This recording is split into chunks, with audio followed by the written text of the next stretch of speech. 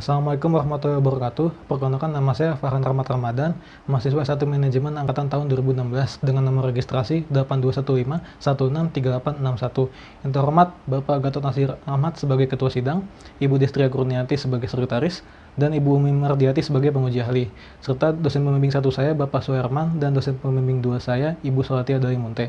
Kali ini saya akan mempresentasikan seminar proposal penelitian saya yang berjudul Pengaruh Ukuran Dewan, Komisaris Independen, Rapat Dewan Komisaris, serta diversitas gender Dewan Komisaris terhadap kebijakan dividen pada perusahaan non-finansial yang terdaftar di Bursa Efek Indonesia periode 2014 sampai 2018. Kita masuk ke bab 1, yaitu pendahuluan, dimana dimulai dengan latar belakang masalah. Pada perusahaan yang sistem kepemilikannya terdiri dari banyak pemegang saham, membuat setiap masing-masing pemegang saham tidak dapat turut serta secara langsung dalam mengelola atau mengawasi jalannya perusahaan, sehingga para pemegang saham perusahaan mendelegasikan peran tersebut kepada para dewan pimpinan perusahaan yang dianggap memiliki kapabilitas yang mumpuni untuk mengelola perusahaan.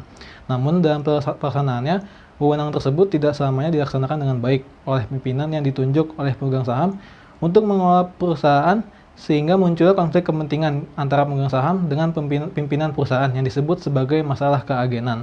Salah satu hal yang berhubungan dengan konflik keagenan yang kemudian menarik untuk diangkat menjadi topik penelitian kali ini adalah kebijakan dividen perusahaan.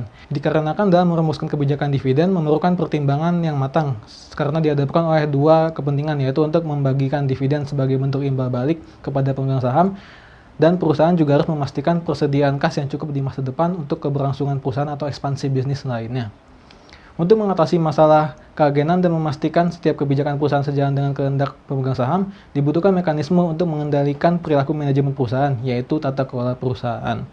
Perusahaan yang memiliki tata kelola perusahaan yang baik dapat mendatangkan beberapa manfaat seperti terwujudnya transparansi yang baik dari setiap kegiatan perusahaan, meningkatkan profitabilitas, dan dapat menghasilkan keputusan terbaik dalam menentukan pembagian dividen bagi pemegang saham. Selanjutnya, komponen tata kelola perusahaan yang diprediksi dapat mempengaruhi kebijakan dividen yaitu ukuran Dewan Komisaris, Dewan Komisaris Independen, Rapat Dewan Komisaris, serta diversitas gender Dewan Komisaris.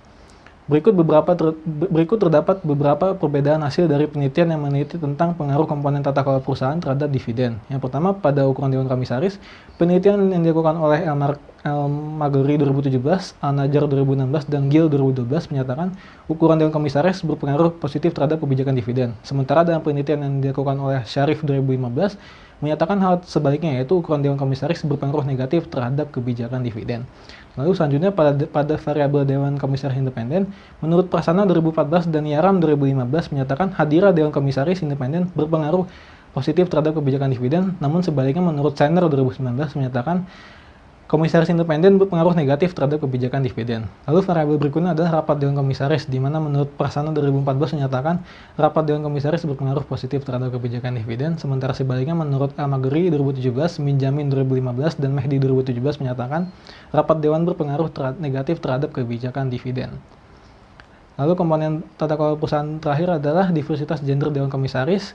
Dan penelitian menurut Y 2019 dan Chen 2017 menyatakan diversitas gender berpengaruh positif terhadap kebijakan dividen, sementara menurut El-Magri 2017 dan Said 2017 menyatakan diversitas gender berpengaruh negatif terhadap kebijakan dividen.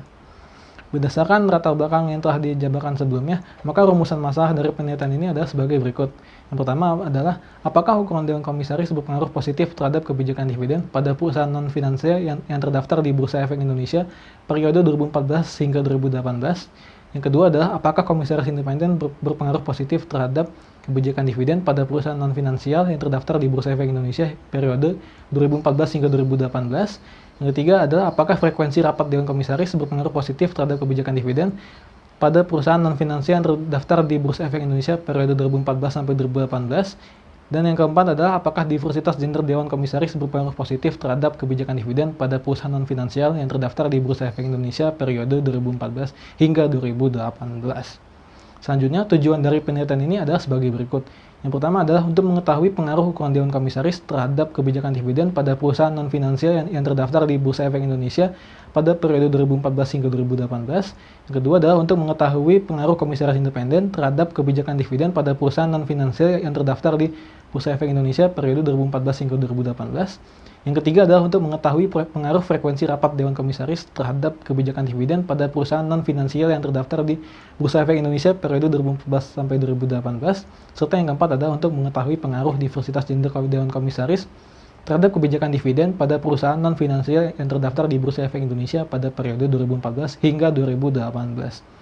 Selanjutnya ada beberapa manfaat yang diharapkan dapat dihasilkan dari penelitian ini, yaitu yang pertama adalah manfaat teoritis, yaitu penelitian ini dapat berkontribusi dalam menambahkan bukti empiris tentang pengaruh komponen tata kelola perusahaan di atas terhadap kebijakan dividen. Lalu yang kedua adalah manfaat bagi manajemen perusahaan, yaitu diharapkan dapat memberikan informasi bagi perusahaan sebagai bahan untuk melakukan evaluasi atas kinerja tata kelola perusahaan untuk mewujudkan tata kelola perusahaan yang baik, serta manfaat bagi investor adalah diharapkan dapat menyediakan informasi yang berguna untuk mempertimbangkan bagaimana tata kelola perusahaan berdampak terhadap kebijakan dividen sebelum melakukan investasi. Lalu selanjutnya beralih ke bab 2, yaitu kajian teoritik. Dimulai dari kajian teori, yaitu yang pertama adalah tata kelola perusahaan. Menurut Becker 2010 menyatakan, tata kelola perusahaan mencakup beragam sistem, proses, dan prosedur yang berupaya mengatur hubungan antara manajer dan pemegang saham khususnya dan di antara semua pemangku kepentingan perusahaan pada umumnya. Lalu selanjutnya, tata kelola perusahaan yang baik memiliki 4 prinsip, yaitu akuntabilitas, independensi, keadilan, dan transparansi. Yang selanjutnya ada tentang teori keagenan atau agensi teori. Teori keagenan adalah teori yang menjelaskan hubungan antara pemegang saham atau yang disebut sebagai prinsipal dengan dewan pimpinan perusahaan atau yang disebut sebagai agen untuk memastikan jalannya perusahaan sesuai dengan kehendak pemegang saham. Permasalahan yang muncul dan dari hubungan keagenan tersebut dilatar belakangi oleh sifat oportunis yang dimiliki oleh pimpinan perusahaan dan menggunakan kewenangan yang dimiliki dan menggunakan kewenangan yang diberikan oleh pemegang saham untuk kepentingan pribadi dikarenakan terjadinya penyampaian informasi yang asimetris. Dikarenakan pemegang saham yang tidak bersentuhan langsung dengan kegiatan operasional perusahaan secara langsung sehingga pimpinan perusahaan dapat menyembunyikan informasi tertentu yang menguntungkan mereka. Lalu selanjutnya ada tentang kebijakan dividen. Kebijakan dividen adalah keputusan yang diambil perusahaan dalam menentukan seberapa besar bagian dari laba bersih yang diperoleh perusahaan untuk dibagikan sebagai dividen atau sebagai laba ditahan. Terdapat beberapa teori yang dapat berpengaruh terhadap kebijakan dividen. Yang pertama yaitu Bird in the Hand Theory, yang kedua adalah Signaling Theory, yang ketiga adalah Agency Cost Theory, yang keempat Substitute and Outcome Theory, dan yang terakhir adalah Free Cash Flow Theory. Lalu selanjutnya adalah ukuran Dewan Komisaris atau board size. Ukuran Dewan Komisaris adalah besaran anggota Dewan Komisaris termasuk komisaris independen yang menjabat di perusahaan. Semakin besar Dewan Komisaris perusahaan diyakini dapat menghasilkan keputusan yang terbaik dikarenakan semakin banyak pihak yang memiliki kemampuan dalam merumuskan kebijakan. Namun di sisi lain semakin banyak Dewan Komisaris yang dimiliki perusahaan juga dapat menjadikan kesulitan dalam mewujudkan keputusan yang antara anggota Dewan dalam mengambil keputusan dikarenakan setiap pihak memiliki pandangan dan pendapat yang berbeda-beda. Lalu selanjutnya adalah Dewan Komisaris Independen atau Board Independence. Dewan Komisaris Independen adalah anggota Dewan Komisaris yang tidak memiliki hubungan bisnis yang terkait dengan perusahaan, sehingga diharapkan dapat menjadi perwakilan pemegang saham dalam mewakili kepentingan mereka. Ketentuan yang mengatur tentang Dewan Komisaris Independen diatur dalam Peraturan OJK Nomor 33 Tahun 2014, sehingga dari ketentuan tersebut diharapkan Dewan Komisaris Independen dapat menjaga kepentingan pemegang saham, terutama pemegang saham minoritas dari perilaku oportunistik manajemen perusahaan yang tidak menguntungkan pemegang saham atau mendatangkan kerugian bagi perusahaan. Lalu selanjutnya adalah frekuensi rapat Dewan Komisaris atau Board Meeting. Frekuensi rapat Dewan Komisaris atau Board Meeting adalah jumlah pertemuan yang dilakukan oleh Dewan Komisaris selama periode 1 tahun buku. Ketentuan mengenai board meeting untuk perusahaan publik diatur dalam Peraturan OJK Nomor 33 Tahun 2014, yaitu di mana dari perusahaan tersebut diharapkan dengan dilakukannya kegiatan rapat dewan dapat digunakan sebagai sarana untuk menjaga komunikasi yang baik antar dewan agar dapat mengevaluasi kinerja dan perencanaan manajemen dengan baik serta mengawasi manajemen perusahaan. Lalu selanjutnya yang terakhir adalah diversitas gender Dewan Komisaris atau board gender. Diversitas gender Dewan Komisaris terjadi ketika komposisi Dewan Komisaris tidak dipenuhi oleh satu gender tertentu.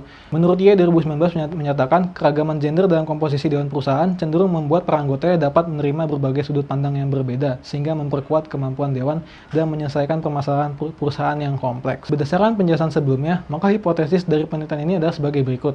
Yang pertama adalah ukuran Dewan Komisaris berpengaruh positif terhadap kebijakan dividen pada perusahaan non-finansial yang terdaftar di Bursa Efek Indonesia periode 2014 hingga 2018. Yang kedua adalah Dewan Komisaris Independen berpengaruh positif terhadap kebijakan dividen pada perusahaan non-finansial yang terdaftar di Bursa Efek Indonesia periode 2014 hingga 2018. Yang ketiga adalah frekuensi rapat Dewan Komisaris berpengaruh positif terhadap kebijakan dividen pada perusahaan non-finansial yang terdaftar di Bursa Efek Indonesia periode 2014 hingga 2018. Serta hipotesis keempat adalah diversitas gender Dewan Komisaris berpengaruh positif terhadap kebijakan dividen pada perusahaan non-finansial yang terdaftar di Bursa Efek Indonesia periode 2014 hingga 2018. Lalu selanjutnya beralih ke bab 3, yaitu objek dan metodologi penelitian. Yang pertama adalah objek dan ruang lingkup penelitian. Objek dan penelitian ini adalah komponen-komponen dari tata kelola perusahaan, yaitu ukuran Dewan Komisaris independen, rapat Dewan Komisaris, serta diversitas gender Dewan Komisaris dari perusahaan-perusahaan non-finansial yang terdapat di Bursa Efek Indonesia selama periode tahun 2014 hingga 2018.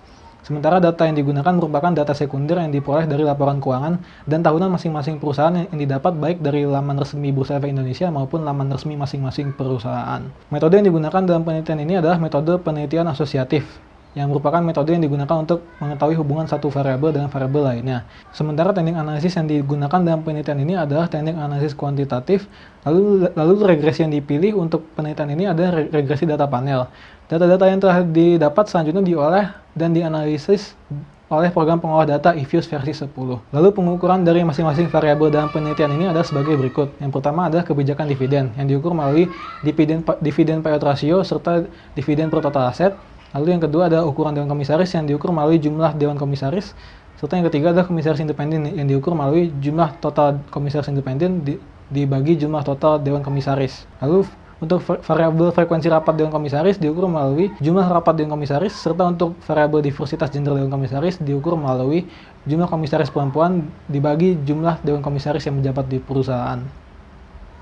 Lalu penentuan populasi dan sampel dalam penelitian ini menggunakan teknik proportive sampling dengan sampel air sebesar 250 perusahaan pada tahun 2014 sampai 2018 sehingga menghasilkan jumlah observasi sebesar 1.250 observasi. Selanjutnya teknik analisis data pada penelitian ini dimulai dari deskriptif statistik. Lalu dilanjut dengan regresi data panel yang menggunakan uji Chow dan uji Hausman untuk menentukan metode terbaik yang digunakan. Lalu selanjutnya ada uji asumsi klasik untuk memastikan persamaan regresi pada penelitian memiliki ketepatan estimasi dan konsisten. Uji asumsi klasik yang pertama yaitu uji normalitas dengan metode Jacques-Werbera atau JB.